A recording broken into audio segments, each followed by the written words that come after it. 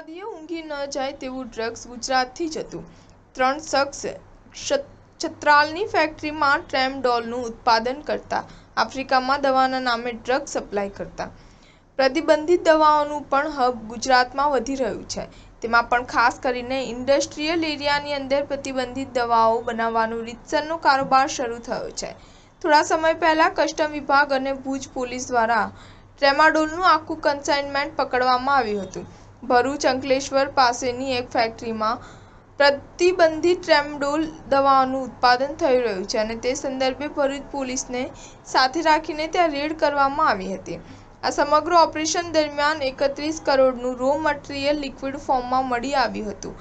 હવે આ કેસમાં 3 શખ્સ છત્રાલમાં આવેલી એક ફેક્ટરીમાં ટ્રેમાડોલનું ઉત્પાદન કરી આફ્રિકા સપ્લાય કરતા હોવાનો પર્દાફાશ થયો છે।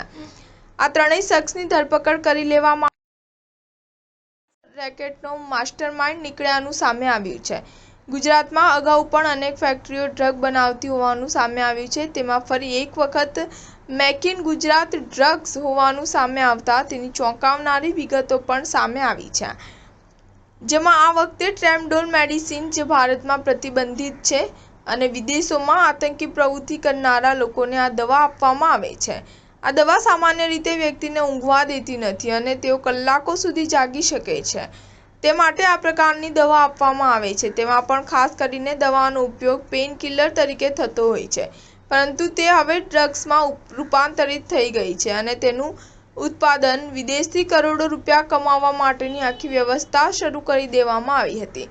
કસ્ટમ વિભાગે કરેલી રેડ બાદ આ સમગ્ર માફિયાઓ નાસીપાસ થઈ રહ્યા હતા અને તેઓની સામે કસ્ટમ દ્વારા તપાસ પણ ચાલી રહી હતી। આ સમયે ગુજરાત એટીએસ દ્વારા અગાઉથી અટકાયત કરેલા આરોપીઓની હવે ધરપકડ બતાવવામાં આવી છે। સ્ટાર ન્યૂઝ 7 હંમેશા સચ્ચાઈની સાથે।